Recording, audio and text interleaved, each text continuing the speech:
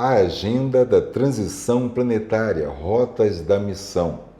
Hoje, Rondônia Livre, entrevista a autora desta obra, Alba Rodrigues. Ela que é graduada em Administração pela Universidade de Rondônia, é também mestra em Comunicação pela Universidade de São Paulo e é autora desta obra que trata de contatos com seres de outras dimensões, de outros planetas, né?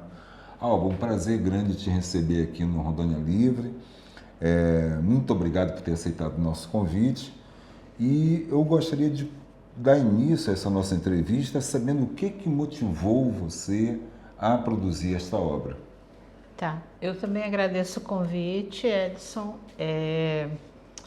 É a primeira vez que eu vou falar em Porto Velho, isso é importante registrar. Essa obra foi publicada em 2019, mas foram 15 anos escrevendo. O que me motivou foi o fato de que, ao mesmo tempo que estava acontecendo comigo as experiências, no mundo inteiro estavam acontecendo experiências com outras pessoas. Então, para que a pessoa sentisse assim, eu estou bem, eu estou tendo alguma coisa da minha fantasia, da minha ilusão, ou isso é realmente crível.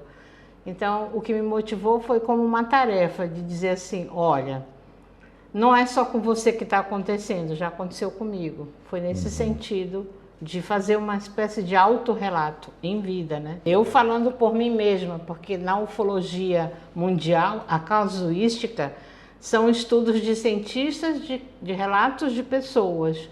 É muito diferente da própria pessoa estar falando por si mesma. Sim.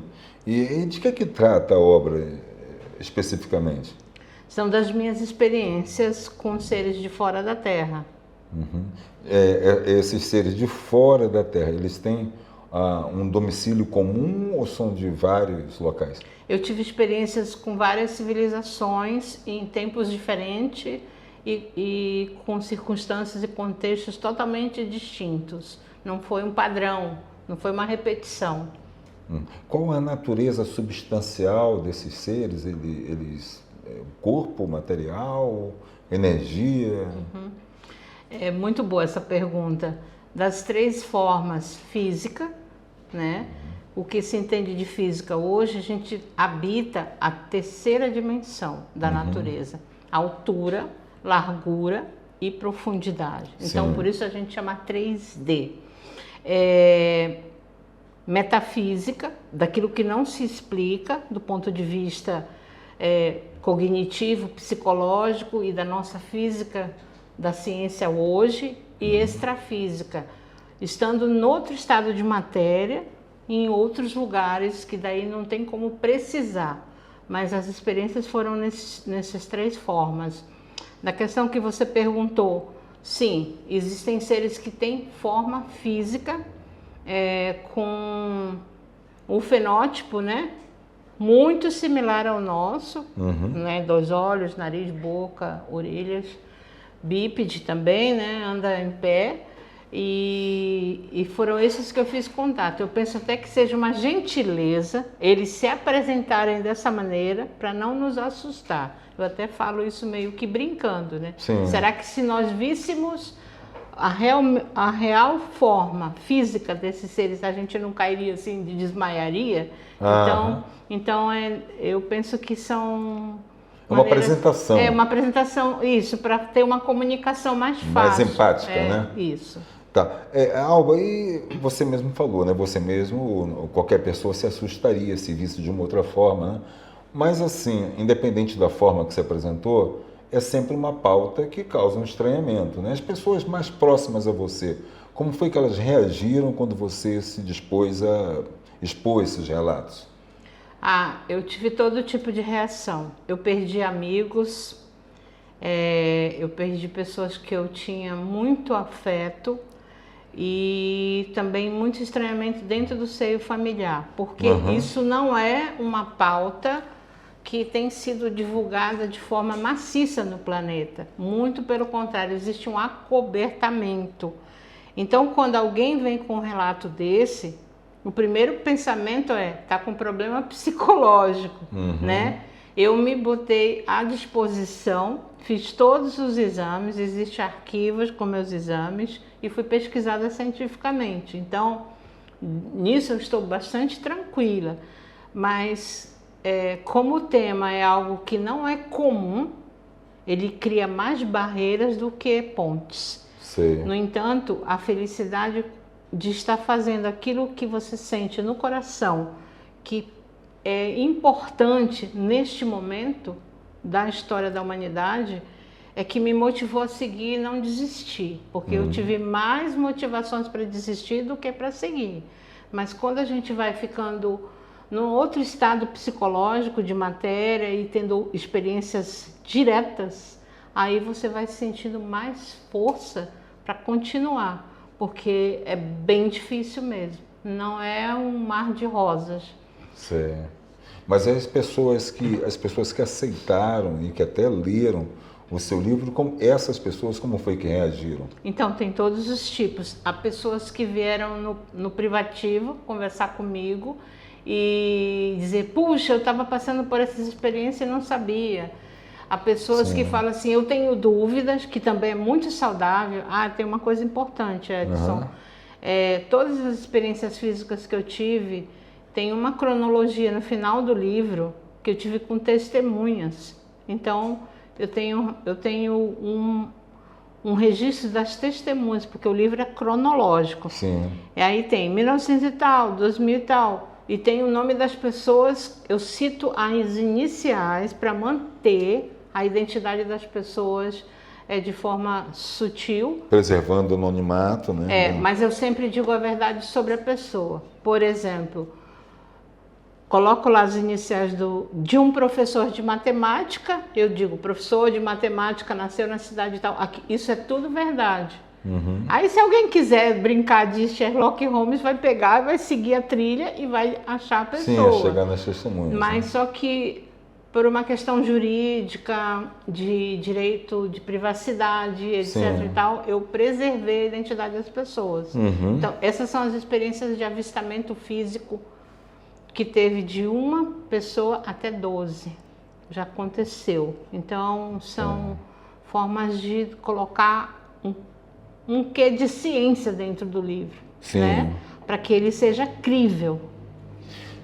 Esse livro está esgotado hoje, né? Ele está esgotado, e esse aqui é o filho único que eu estou fazendo a revisão, né? Depois até que se quiser vai sair mostrar, uma próxima edição, então? Vai sair uma próxima edição, né? Eu estou penso que até o final do semestre eu consiga terminar a revisão e mandar para a editora, que é em São Paulo. Porque eu e você em pensa São Paulo. também em usar o formato digital já nessas edições? A gente está conversando sim, no formato digital. Mais fácil, né, de divulgar.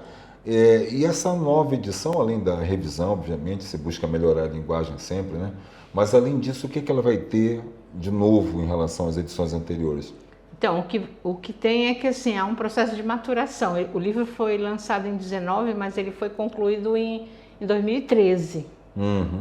Porque quando estava aquela modinha de 2012, do calendário, e que o mundo ia se acabar, eu falei, não quero confundir minhas experiências sérias com toda essa coisa que está acontecendo. Então, eu esperei. E aí eu concluí em 2013.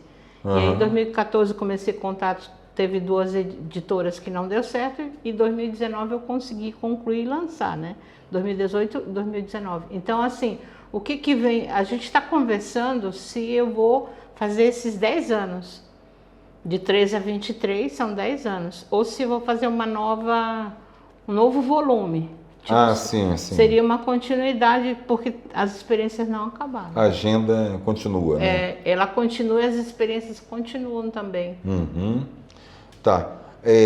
Nós vamos falar sobre as previsões, né, que houve sobre fenômenos, alguns cataclismos até que estão ocorrendo, né? Agora, eu queria ir para a cronologia, né? Você nos ofertou aí uma cronologia no próprio livro, né?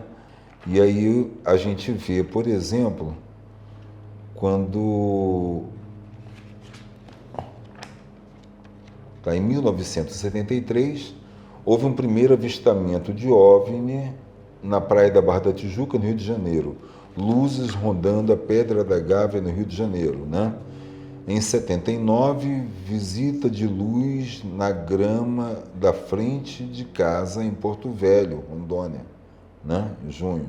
Esse avistamento na Pedra da Gávea, foi você que teve esse avistamento? Sim. Ah, tá. Então vamos lá, 73, Pedra da Gávea, Rio de Janeiro, 79, sua casa em Porto Velho, né? 83, já no Mirante 1, em Porto Velho, Rondônia. Eu e minha amiga fizemos uma viagem fora da Terra, isso foi em dezembro, né? O 84, logo em seguida, era Pôr do Sol, no Mirante 1, eu e minha mãe, minha amiga e mais um garçom, vimos um OVNI na outra margem do Rio Madeira, Porto Velho. Ok. E em 1986, para fechar esse primeiro ciclo, visita de luzes na Chácara dos Leões, na BR-364, quilômetro 9, em Porto Velho, Rondônia. Alba, a gente vê aqui que essas, pelo menos a maior parte, você tinha alguém junto, alguém que também viu, né? Essas pessoas, obviamente, não apenas podem testemunhar o fato, mas assim, por que dessas pessoas todas que viram, que estavam junto com você, você foi, vamos dizer assim, escolhida para fazer esse relato? Por que você se diferencia das outras pessoas que estavam junto e que também viram? Eu penso que essa é uma pergunta bastante séria e instigante.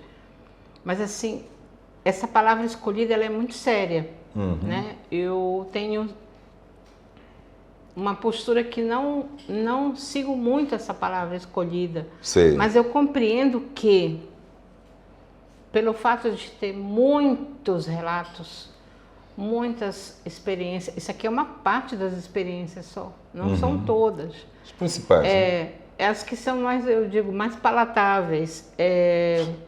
Muito provavelmente, talvez, eu seja a catalisadora desse fenômeno, muito provavelmente. Sei. Não quer dizer que as pessoas que estavam comigo também não estão nessa frequência, porque elas estão, já que elas também tiveram a experiência. No entanto, elas tiveram a experiência, algumas são céticas, negam, e outras falam, não, ok, mas eu não quero aparecer. Sim. Só existe nesse livro todo uma testemunha viva que ela poderia dar entrevista. As outras todas eu preservei nesse ponto que eu já citei antes. Sim. Então, assim, eu não sei se é porque eu já tenho essa comunicação desde criança, pode ser uma hipótese, ou qual é o critério que eles resolvem aparecer comigo e outras pessoas. Então, eu realmente não sei qual é o critério. Sim. E a cronologia segue, né? Em 1989, encontro holográfico no dia 5 de agosto em Porto Velho. 91, som e presença de OVNI na estrada antes do cemitério De Santo Antônio. Santo Antônio. Em Porto Velho. Né? Isso já em 91, né? Aí nós seguimos aqui, vamos pegar mais algumas. Tem muita experiência aqui em Rondônia. Avistamento de OVNI atrás da Unir. Unir Campos ou Unir? Sim, Unir Campos. OVNI atrás da Unir, na Universidade Federal de Rondônia, em Porto Velho. Tá, aí que a gente fecha um ciclo de Porto Velho e depois tem a experiência lá em São Tomé das Letras, né? A gente observa aqui que as aparições, em sua grande parte, estão na margem do Rio Madeira. Porque olha, Mirante 1 é atrás da Uni. Existe uma constância, sim, mas a primeira experiência, quando eu era criança, foi na Estrada da Penal, quando nós tínhamos um sítio, né? Mas Como é que foi? Essa foi a experiência que eu brinquei com os seres, né? Que são chamados aqui na casuística de Greys, mas são robôs biológicos, eles não são pessoas, né, na nossa forma pensamento, providos de ânima. Eles são robôs biológicos, assim como hoje a gente tem a IA. Então, é como se a gente tem um entendimento que manda primeiro esses robôs biológicos para fazer alguma exploração, né? E depois tem os contatos. Então, o meu primeiro contato que eu me recordo foram com nós brincamos. E brincaram de quê? Como é que foi? A gente brincou no fundo do sítio do papai na época. É que Brincava de correr. subia na árvore? Não, eu era muito pequenina, eu tinha tá. o quê? 4 anos de idade, eu tenho memória disso. Você ficava correndo? Eles eram também crianças? Eles eram do mesmo Da altura mesma que altura. eu, bem pequeninos mesmo. Ah, mas com feições de adulto? Não, com feições de criança, aqueles que aparecem nos filmes, com os olhos grandes, cinzento, meio... Ah, sim, sim. Um cinza musgo, assim. Você tinha que idade, mais ou menos? 4 anos. E você não se assustou aos 4 anos? Não sei por quê, talvez seja a inocência, né? Que uma criança, ela não tem certos conceitos e preconceitos Sim. que nós adultos ao longo da vida vamos criando. Então, eu penso que na casuística mundial já é fato, mas eu penso que isso seja talvez uma forma que eles comecem a fazer contato. Geralmente um adulto que se descobre contatado, ele faz regressão e descobre que ele foi contatado na infância. Sim, Mais sim. ou menos isso, né? Comigo eu não fiz regressão, eu tive a memória contínua dos fatos. Os contatos, né? É. E aí, terminou a brincadeira, como é que eles se despediram? Como é que eles foram embora? Eu penso que terminou a brincadeira e eles implantaram um chip no meu pé esquerdo. Porque eu saí correndo com uma dorzinha e disse que uma abelha tinha me picado, mas não com a palavra abelha, porque eu não sabia falar. Eu falei calanga. Eu cheguei na casa de farinha, eu estava brincando sozinha, minha mãe disse, o que foi? Eu, calanga, calanga, e mostrei o meu pé para minha mãe. Mas eu só fui tomar consciência desse fato quando eu tinha 18 anos. Que na verdade era um chip. Era um chip de comunicação. Sim. E por que eu sei disso? Porque quando eu estava estudando no Laura, a professora falou assim, por isso que é entre 4 e 5 anos, a professora falou, faça uma figura humana, a bandeira do Brasil e uma casa. Eu fiz a casa sem porta e sem janela, que provavelmente poderia ser a nave. Eu guardei essa obra de arte muitos anos, infelizmente se extraviou e ninguém fotografou. Eu fiz a nave pequena, o ser grande, no centro com um grey mesmo, e não tinha televisão, não tinha nada. Como que uma criança ia fazer um desenho de um grey, né? E a bandeira do Brasil normal, né? Como a gente conhece. Esse grey é de cinzento mesmo? São os cinzentos que é... A palavra grey de cinza mesmo. Sim. Tá. Aí na casuística tem pequenino, tem altão, mas esses eram pequeninos, eles eram pequenos. Tá. E aí você, então, no momento que você sai, você que se afastou deles, né? Você saiu correndo? Eu saí correndo. A essa altura já com chip implantado. Não tenho memória de como foi o implante. Eu não tenho memória se eles me botaram dentro da nave, eu não tenho memória se eles me levaram fora da Terra. Eu só tenho a memória brincando e correndo, voltando para a casa de farinha. Sei.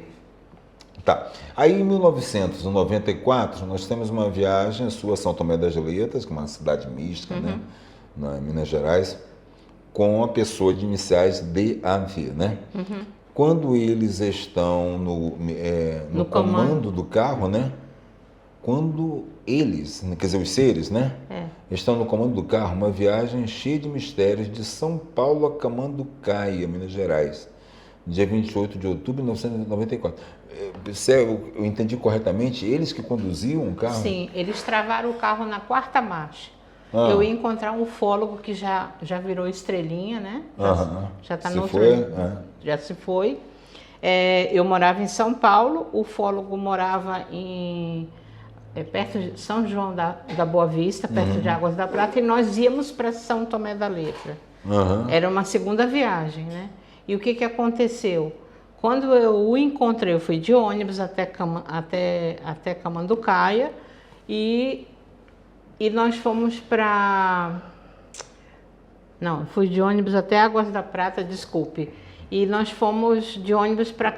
Nós iríamos de carro para Camanducaia. Só que quando eu entrei no carro dele, ele estava lá me esperando. Que nós saímos, aí o carro travou na 4ª marcha. Foi uma viagem perigosa, mas era cedo, de manhã, amanhecendo. Então, não tinha aquele trânsito da Fernão Dias, então tinha muita curva e foi um pouco perigoso. Mas aí é como se fosse um piloto automático? A gente não conseguia dar ré, não conseguia frear, e não conseguia nada. E o guidão? O guidão, ok, mas a marcha ficou na quarta, ficou travada na quarta. A ponto de que quando acabou, eles queriam tirar a gente, não era pra gente ir para São Tomé das Letras. Sei. Desculpa. Era pra gente ir para Camanducaia. E depois tiveram outras experiências. Tá. Então, eles conduziram mesmo esse carro. Porque a próxima cidade era Camanducaia, que era um lugar mais seguro. E aí a gente, quando nós chegamos em Camanducaia, o carro, puf! E aí o carro, puf, sabe aonde? Na frente de uma borracharia. Então, eu digo que essa experiência nós fomos conduzidos para Camanducaia. Sei. Que aí depois a gente encontrou outras pessoas e aí acontecem outras experiências. Camanducaia, então era no caminho para... Saiu do caminho para São Tomé das Letras. Ah, tá. Saiu do caminho, né? É. Aí, em 95, fui filmada por eles, né? Enquanto falava com uma amiga através do olho dela. Sim, eles implantaram um chip no olho da minha amiga. Entendi. Através do olho dela, um chip implantado e filmaram você, né? Fevereiro de 1995, em bar no Largo do Aroche, no centro de São Paulo. Né? O relato foi nesse lugar, porque ela queria me encontrar e dizia, eu preciso te encontrar, eu preciso te encontrar. Aí eu dizia, mas o que foi? Não posso falar no telefone. Eu digo, tá bem. Aí eu digo, então vamos ali no Largo do Aroche, que é mais perto de casa. Eu habitava a Vila Buarque. Ela disse, tá bom. Quando eu falei para ela, quando você sair do trabalho, pega o metrô, desce ali e me espera. Aí ela que escolheu. A gente sentou no lugar, ela me mostrou várias fotos. E aí quando Fotos de quê? Fotos da praia do dia 1º, que eu ia passar o ano novo com ela e não fui. E aí eu digo, peraí. Eu já com essa sensibilidade, passando as fotos, eu voltei numa foto, digo, o que tem nessa foto que não está na foto, mas tem. Aí foi quando ela tirou os óculos escuros e mostrou. Aí o olho dela, a menina dos olhos, aquela parte pretinha, estava gigante, como se fosse uma câmera de, sabe, um diafragma mesmo. Eu não sei as partes técnicas de filmagem. Não, porque estava dilatado. Estava grandão. Depois voltou, depois de 15 dias voltou. Então, e só um olho? Um olho, E aí o que aconteceu? Eu falei assim, olha, por favor, vocês não podem fazer isso. Vocês querem fazer contato comigo, falam diretamente comigo, não fica usando as pessoas, né? Sim, sim. E aí ela ficou parada olhando e eu gravei e falei um monte de coisa para eles. Você aproveitou o momento? Aproveitei, nós entendemos e ela entendeu. Ela foi pesquisada cientificamente na USP. Ninguém conseguiu descobrir o que era. Não era bactéria, não era nada. E aí a gente entendeu que poderia ter sido um chip biodegradável, ou seja, colocou lá... depois não precisava retirar. Não aparece em raio-x, né? Eles têm tecnologia para isso. E aí foi uma experiência incrível, foi com uma amiga minha. Sim. E depois, em 1996, uma visita do espaço nas festas de final de ano em Atibaia, São Paulo, no dia 28 de dezembro de 1996. Uma pousada que você estava num bairro afastado, né? Uma área mais campestre, então. Essa tem fotografia. Então, uma paisagem mais campestre, Atibaia, né? Que tem aquela... É uma visita do espaço nas festas, né? Como é que foi essa visita? Como é que é? Então, assim... Nesse caso aqui, eu senti vontade de ir para Atibaia. Né? E aí... A minha amiga também sentiu, e a pessoa que eu estava na época também sentiu. E aí a gente resolveu, vamos fazer contato? Era uma brincadeira, que era uma brincadeira séria. E aí nós fomos, chegamos na rodoviária sem reserva, sem nada, achamos uma pousada. E quando nós chegamos lá, o recepcionista falou, vocês vieram procurar OVNI? A gente gelou, né? Como que ele sabia quem a gente era? Sim. Se a gente não fez reserva e a gente ligou e disse, olha, tem vaga num chalé? Tem, então pode vir. Deu o endereço, nós fomos, ele veio com essa conversa e a gente ficou muito assustado. Mas é uma história bem incrível. Isso é Atibaia, né? São Paulo. Tá. Bom, 97, corremos atrás de um OVNI em plena rua. Era terça-feira de carnaval em Delfinópolis, Minas Gerais. Mas como é que é? O OVNI estava a que altura? Assim, né? Estava bem baixinho mesmo. Por isso que vocês acharam que podiam alcançá-lo? Não, porque a gente se assustou. A gente estava tomando suco de milho numa barraquinha assim, numa senhora para comer as coisinhas de final da tarde mesmo, tinha acabado de ter pôr do sol. Aí quando eu olhei para cima, a gente tinha um código, eu já tinha um código com meus amigos. Para não assustar as pessoas na rua, a gente fazia assim, ó. A gente criou esse código.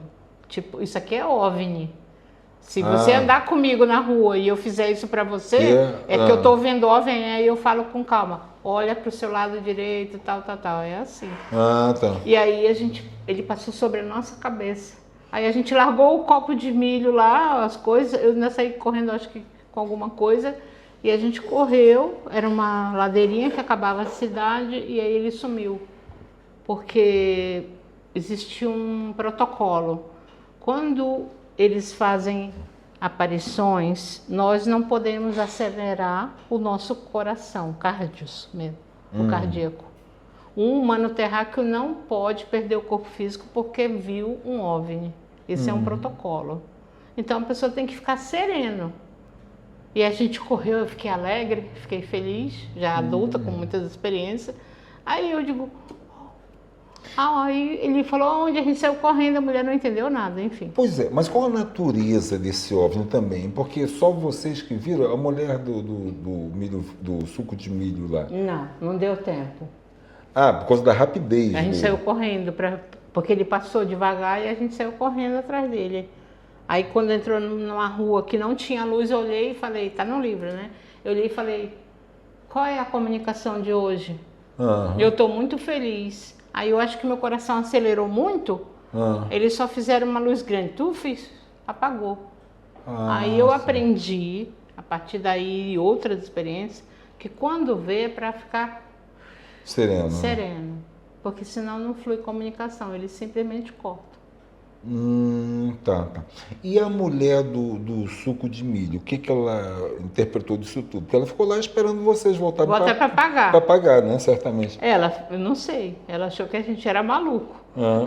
Ou caloteiro, né? Então, a parte engraçada, tem muitas coisas engraçadas que envolvem, eles colocam a gente em cada situação. Pois é, né?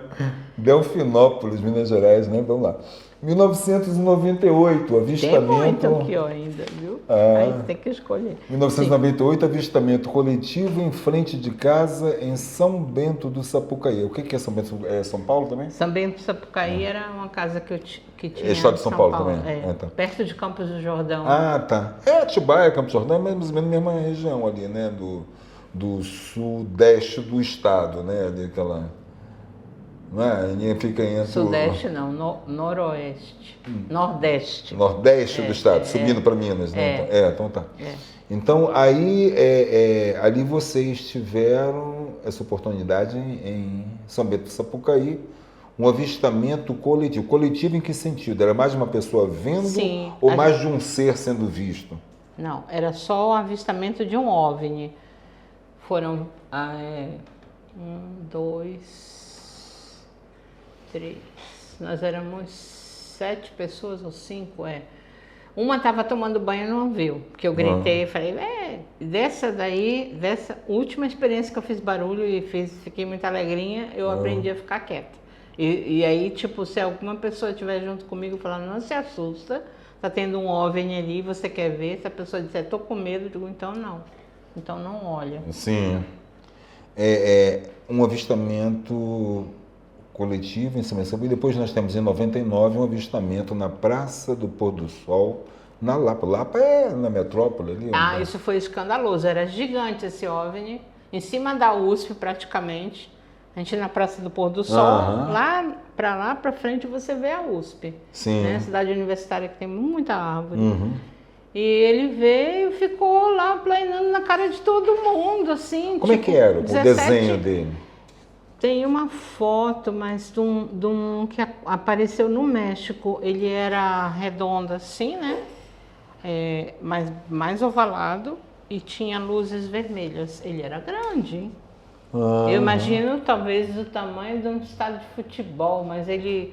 ou de um ginásio de esporte, de uma quadra, porque ele estava muito longe da gente. Sim. Mas ele era grande, porque ele estava grande na nossa visão. Eu e o meu ex-companheiro e uma amiga. É um avistamento coletivo em vigília de feriado Em São em João São João da Boa Vista, já é um outro, né? Em 99. esse é incrível, esse tem foto. E tem um ufólogo que fotografou, porque foi um encontro de ufologia em São João da Boa Vista. Ah, tá. E aí a gente acabou o evento, foi pro sítio desse cara que viajou comigo. Lembra aquele caso Sim, do carro? o do carro, né? Do ufólogo que o Travou carro... na quarta, né? E aí muita gente viu. Porque nós ficamos acordados até tarde. Eu acho que umas 12 pessoas... Tem foto, tá no meu livro, tem foto. Eu estou enrolada no cobertor, porque na época eu dava aula numa universidade e só ficou as minhas iniciais. Aí quando eu lancei esse livro... O ufólogo foi ao meu encontro e fez um vlog. Ele disse, gente, sabe quem é a dona dessas iniciais? Agora eu vou apresentar para vocês que ela estava enrolada no cobertor. Alba Rodrigues. E aí está o relato que ele me cedeu as fotos, né, que está com crédito. É um ufólogo muito conhecido no Brasil. Sei. Alba, em 2000, encontrei em Curitiba uma pessoa relatando uma experiência que tive. Foi muita emoção, né?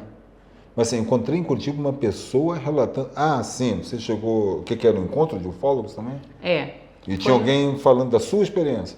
Pois, aí eu comecei a chorar, porque a experiência que eu tinha tido, aquele ufólogo teve também. Ah, uma experiência idêntica, né? Idêntica. Ele estava relatando a experiência dele. Que era idêntica à sua. E aí era idêntica a minha. 2002, a ordem é circular, saia e ande por 2 anos. Lhes serão aplicadas as provas do fogo, terra, água, ar e éter.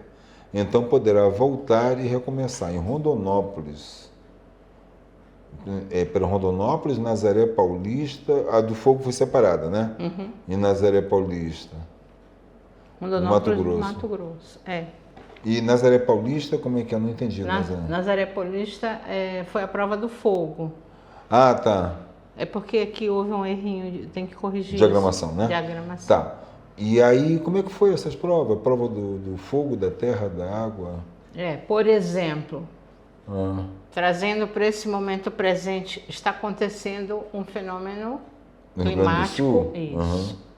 Ali tem a prova da água. Numa questão coletiva. Sim. Né? Então, essa prova do fogo foi coletiva. Pegou fogo no morro, lá em Nazaré Paulista. E havia um indígena Chavante que conhecia e dominava a ciência do fogo, que ele dançou e ele apagou o fogo. O fogo simplesmente estava perto de um orfanato. E em Nazaré era um centro hoje conhecido como Uniluz. Era um centro de estudos que deu um salto quântico e virou Universidade da Luz, que são vários cursos extracurriculares. E eu estava lá. O de Rondonópolis já foi... aí foi aplicada a prova da terra. Eu me mudei para Rondonópolis para trabalhar e ganhei uma proposta em Macapá. E aí eu dirigi meu carro 3 dias na estrada, prova da terra. E assim vai. Tá. Mas tu vai ver todos? Eu vou ver até aqui... Porque assim, elas estão cada vez, para mim, mais interessantes, né? Tá. A gente não precisa vir até 2024, mas... Não tem. É só até 90... 2000. Até 2013. Você está tão perto já. Eu vou ser mais célere aqui em alguns. 2003, contato de energia no equinócio de março, no Marco Zero, Macapá. O contato de energia, o que é? Você só me explica rapidinho. existe um fenômeno chamado equinócio, que em grego quer dizer dia e noite iguais. Aham. No movimento de translação, Sim. né, a Terra vai lá e volta. São 6 meses esse percurso. E teve uma pessoa que fez uma encenação de um rito. Aham. E aí, assim, não posso citar nome porque Sei. causa questões jurídicas, mas alguns gestores mundiais conhecem portais de energia. E ele usou isso. E eu avisei as pessoas, vai começar um conflito no lugar X. E realmente eu estava lá, tive a experiência, tive a visão física disso.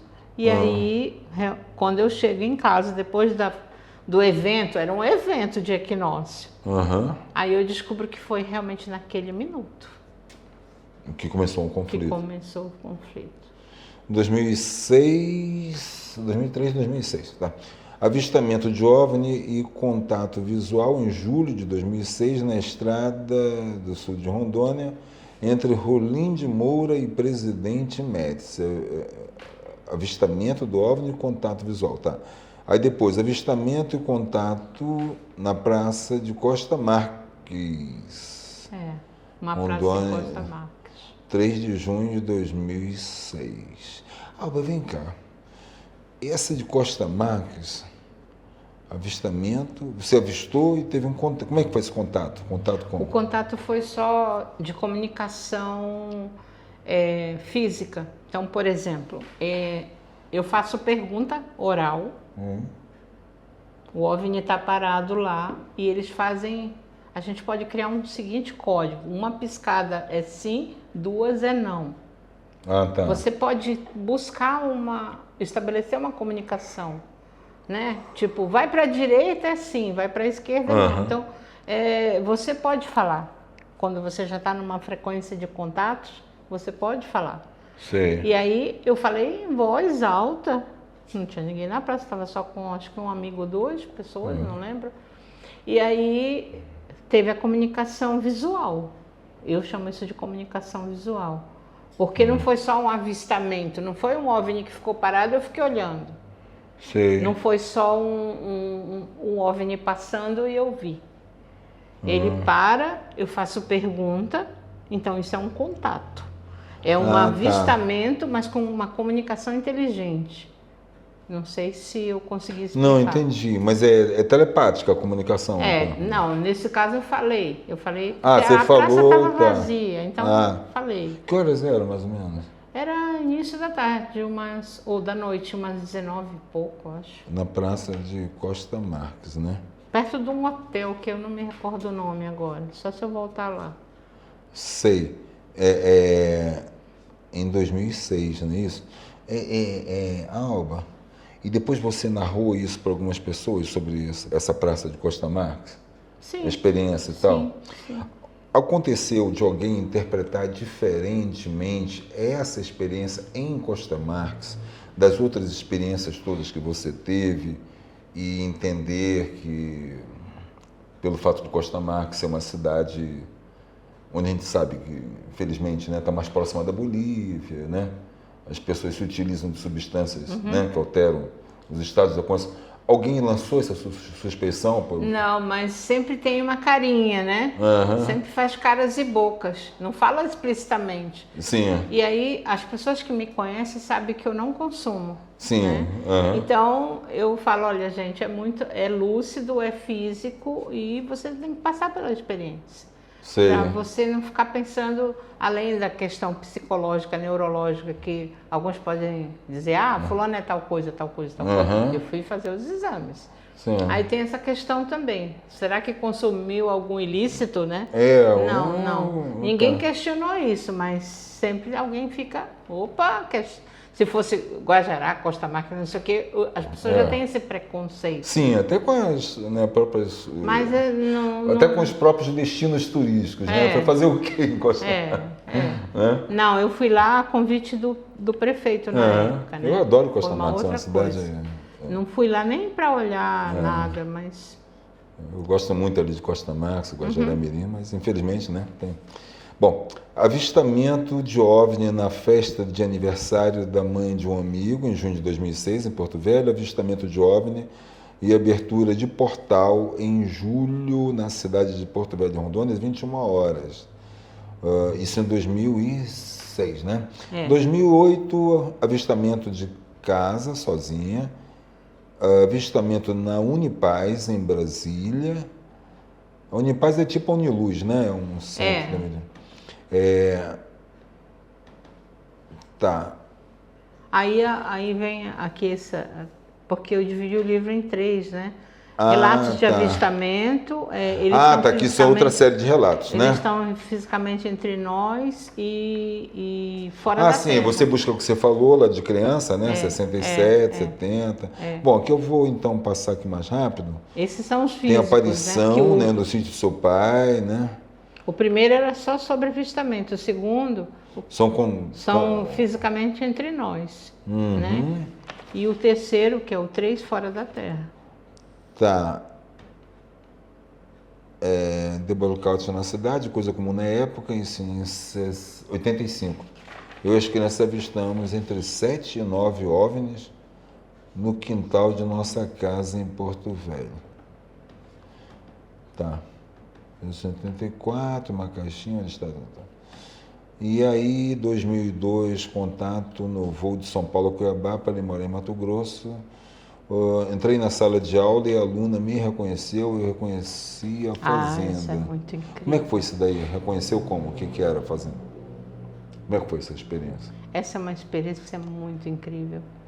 Uhum. A aluna ficou com medo de mim, porque ela teve uma experiência na 5ª dimensão da natureza. O que é a 5ª dimensão? É o que se chama aqui mundo dos sonhos, ou mundo astral.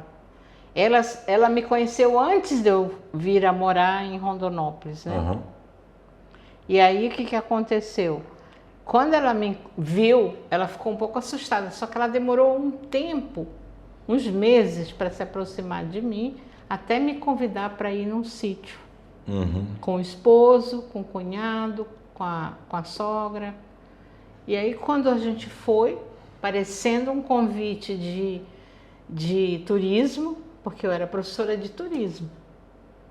Uhum. Ela me chamou num canto na hora do churrasco e falou assim: por favor, eu não quero mais saber de nada, eu já sei de tudo. E aí ela me relatou as coisas que eu tinha visto. Eu tinha tido uma experiência antes de viajar no futuro e conhecer aquela fazenda antes. Sei. E ela tinha uma experiência antes de me conhecer. Uhum. E aí ela me encontrou e ela falou tudo que ela teve de experiência. E eu contei: sim, sou eu mesma, é verdade.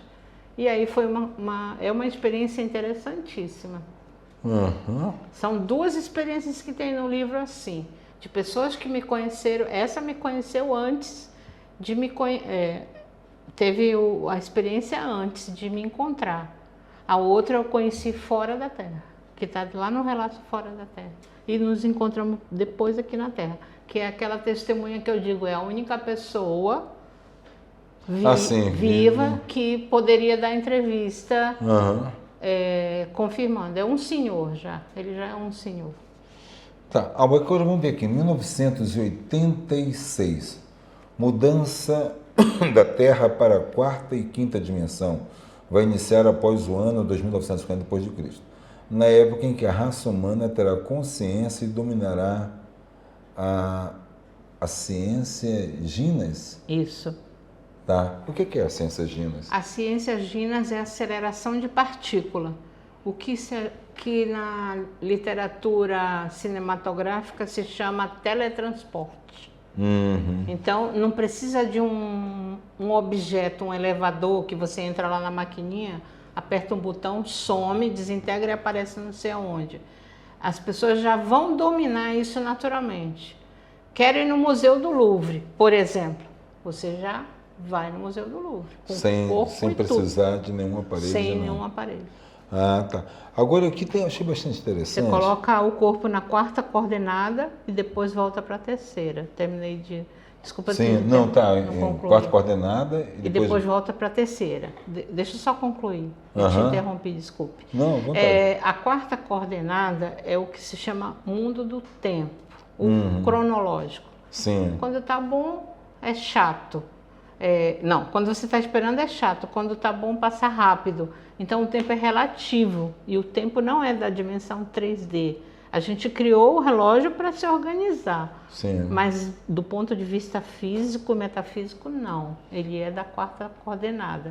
Vou dar um exemplo. Os objetos e pessoas que sumiram no Triângulo das Bermudas, muito provavelmente acessaram a aceleração de partículas e ficaram, entre aspas, presos na quarta coordenada, não voltaram mais.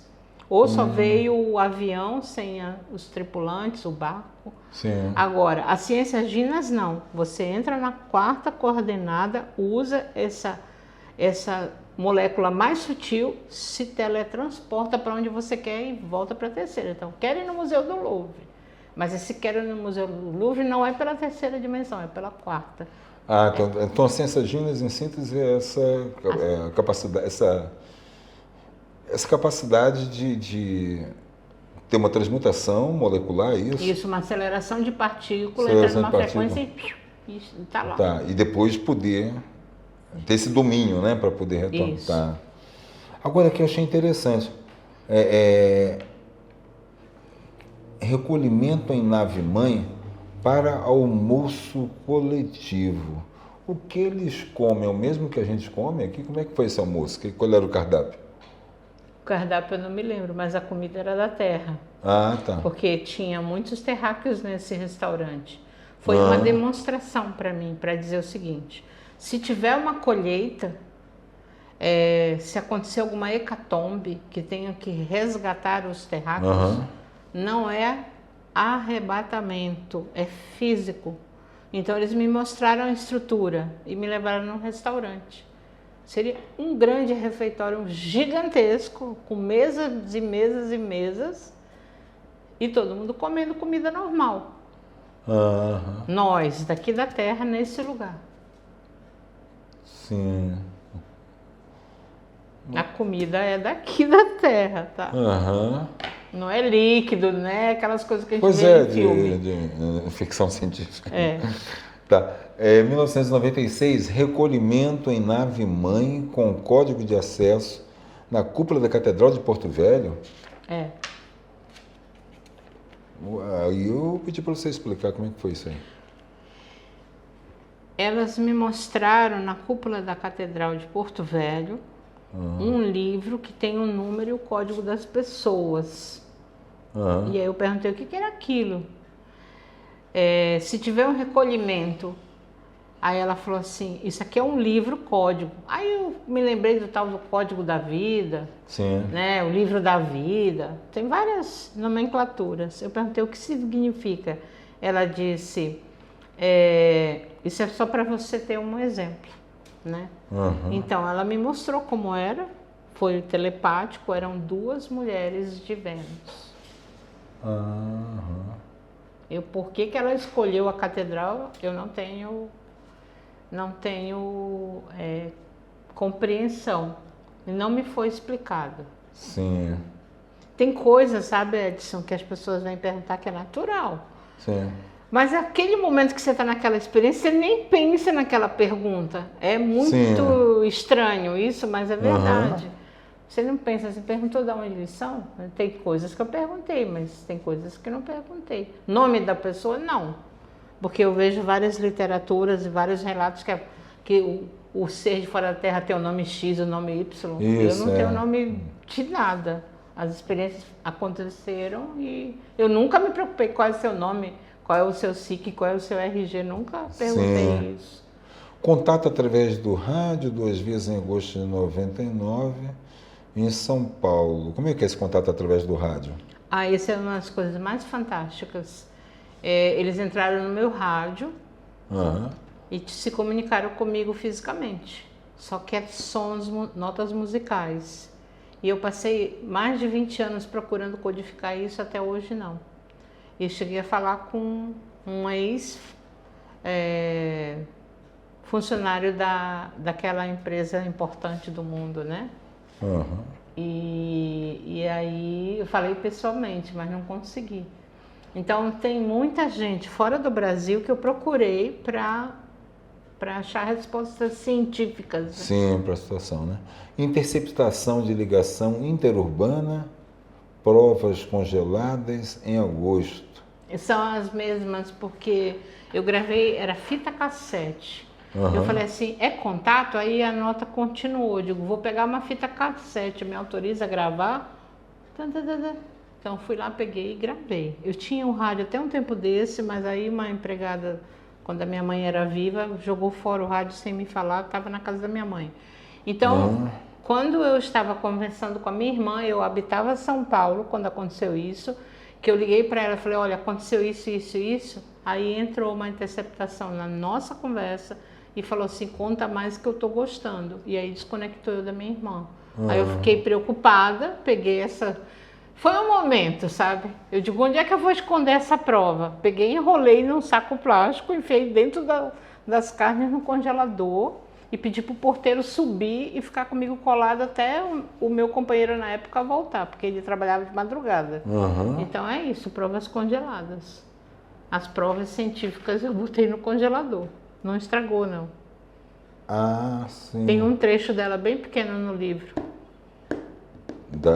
Sim, porque era para gravar, inclusive uma curiosidade também. O livro, quando estava pronto, por causa dessas provas, o livro foi extraviado no computador da editora. Então, tipo, o livro tem que sair tal dia e para a gráfica tal dia, porque o lançamento vai ser tal dia. E aí eu estava ela me chamou na casa dela assim, desesperada, disse, eu não consigo colar o QR Code, porque é um livro que tem QR Code, do som, dos 40 segundos que você separou.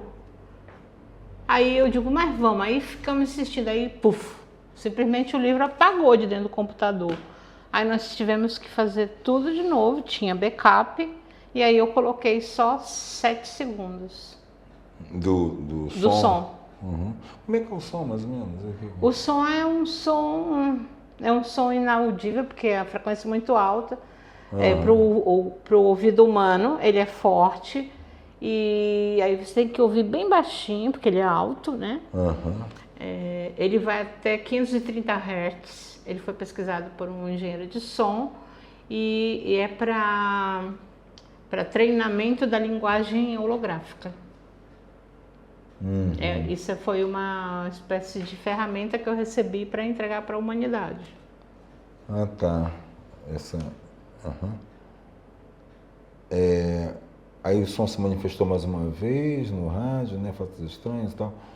Agora, que encontro com nave triangular no Mirante 1 em Porto Velho, Rondônia, às margens do Rio Madeira, olha, uma Rio Madeira de novo, depois. Em 8 de setembro de 99, né? Tá. Sim, com esse som. Eu toquei o som e essa nave triangular apareceu. Ah, tá. Eu estava fazendo experiências com som para saber... Para ver o que ele...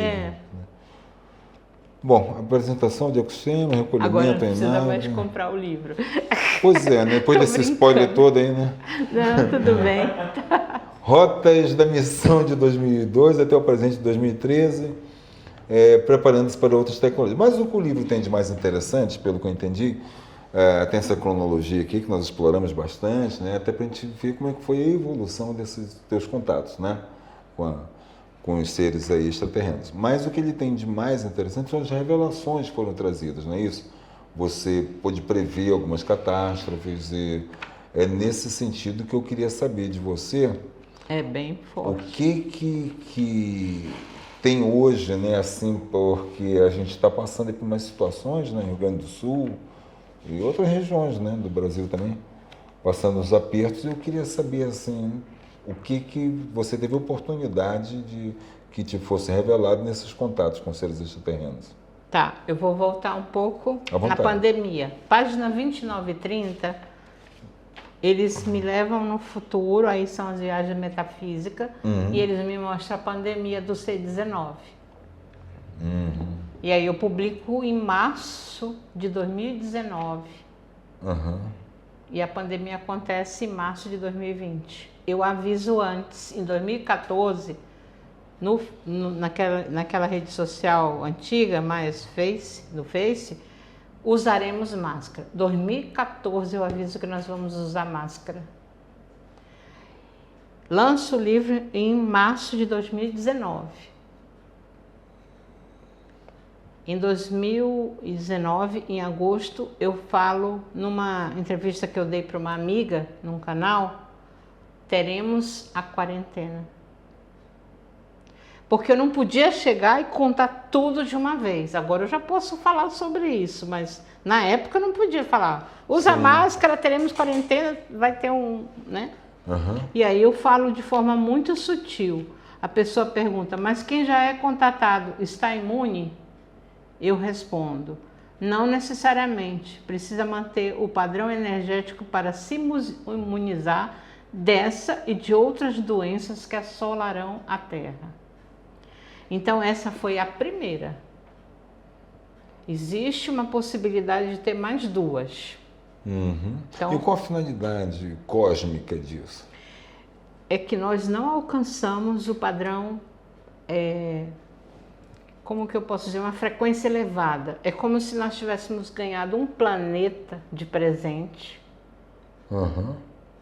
mas a gente não cuidou da nossa casa Terra. Então é ambiental a questão? Também é ambiental. Tem bastante coisa da questão ambiental no livro. E qual o surgimento, então, do vírus? Qual seria? Bem, o surgimento do vírus eu não sei a origem. O que eu sei é que ele foi uma ferramenta, né? Então, assim, se a gente continuar nessa mesma frequência que a gente está agora, com extremos climáticos, fenômenos astrofísicos e conflitos mundiais, isso está afetando a Terra toda. A gente já tem hoje os refugiados do clima, que a ONU ainda não reconheceu, mas eu estou falando isso há 10 anos. E a gente tem também... algumas pessoas estão conseguindo melhorar internamente, do ponto de vista que se fala nas rodas por aí, espiritualmente, ou não sei. Mas, no entanto, não é todo mundo. É uma pequena parcela da humanidade. A grande parcela ainda está muito apegada, está muito presa nas questões da Matrix, que eu falo assim, Matrix é aquele filme, nas questões da matéria. Então, qual é o objetivo? É para acordar, despertar a consciência. E o ser humano terráqueo, ele quer continuar dormindo. Ele pode usar a ciência e tecnologia, que foi o ser de Marte, da consciência de Marte, que me orientou. Alba, aprenda as habilidades primitivas e de última tecnologia. Então, eu fiquei pensando, por que eu tenho que aprender a acender o fogo, potabilizar a água, construir minha própria casa, caçar e pescar?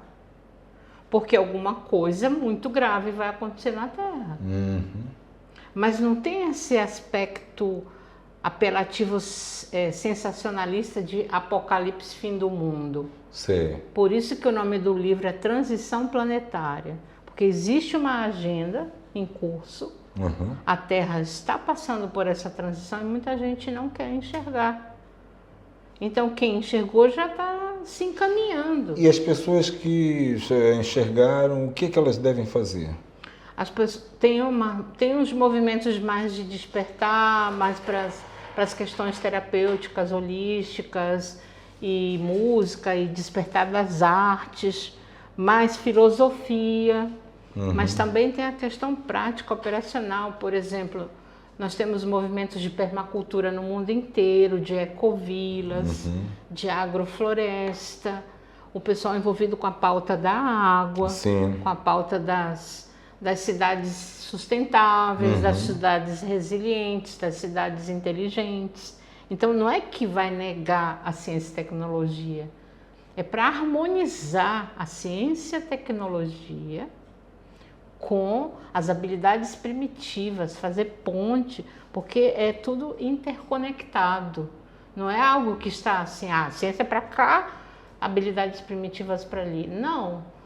O ideal é que nós não precisássemos passar por essas catástrofes e tudo isso, que a gente já tivesse avançado espiritualmente, vamos dizer assim, entre aspas, e tivesse harmonizado ciência e tecnologia, habilidades primitivas e todo mundo junto, evoluindo o planeta, evoluindo a raça. Mas isso não aconteceu. Então, assim, as pessoas que compreendem um Criador, que chamam de Deus, ele é um ser, desculpa eu falar dessa maneira, é uma pessoa carrasca, pecado. Não, a gente está meio que, entre aspas, colhendo o que plantou. Tem gente que está colhendo o que não plantou, né? Hoje por hoje a gente vê que quem é que sofre mais? São as camadas mais do substrato social. Sim. Né? Da sociedade, o que sofre com as intempéries dos fenômenos naturais não é aquele mais abastado. No entanto, isso não é garantia. Porque você pode ter uma casa maravilhosa numa montanha e o talude ser pequeno e a casa vira abaixo. Então, assim, hoje por hoje tem a ver com a frequência da pessoa, com o grau evolutivo interno dela e com o propósito de vida. Então, eu creio num propósito bom, positivo, né? Por isso que eu estou aqui falando. Alba, eu só tenho a te agradecer por essa entrevista que você está nos concedendo, né? Espero que a informação que você passou aqui seja útil, que as pessoas busquem essa transformação própria e com repercussão direta no ambiente, né, nos quais nós vivemos. E você fica à vontade para falar para os nossos internautas aí como adquirirem um livro, como fazerem contato com você, ou quem sabe, né, como fazerem contato com esses irmãozinhos do espaço. Eu não sou responsável por isso, não. Bem, o contato se parte com os irmãozinhos do espaço, eu vou responder de trás para frente, a partir do seu próprio coração, né? Você... Ou às vezes perceberem que já estão tendo contato e ainda não despertaram. Lembrar, né? Ter memória, às vezes, exatamente. Então, quem não tem memória ou quem quer ter contato, não tenha medo, é a primeira regra. E se dedique ao seu coração, porque ele sabe toda a resposta. Em relação à minha pessoa, eu estou no Instagram com @albaclimaetempo, mas não é o lugar que eu faço as lives de etnoclimatologia. Infelizmente, isso que está acontecendo no Rio Grande do Sul eu previ, né? Tenho publicado na outra página do Face. E o meu livro ele vai demorar um pouco para sair, mas assim que ele sair eu aviso. Né? Eu gostaria de lançar aqui em Porto Velho, aonde eu não lancei ainda. Então vamos aguardar, né? Vai ser a 6ª edição, né? É, 6ª edição. Ok. E possivelmente também em formato digital, você falou. O formato digital eu estou negociando com a editora. Ok. Muito obrigado, Alba. Rondônia Livre agradece a presença da Alba Rodrigues e continuamos fazendo um jornalismo que oferte aos nossos internautas algo além do que é comumente encontrado na mídia odierna. Muito obrigado a você que acompanhou essa entrevista. Eu também agradeço. Paz e luz.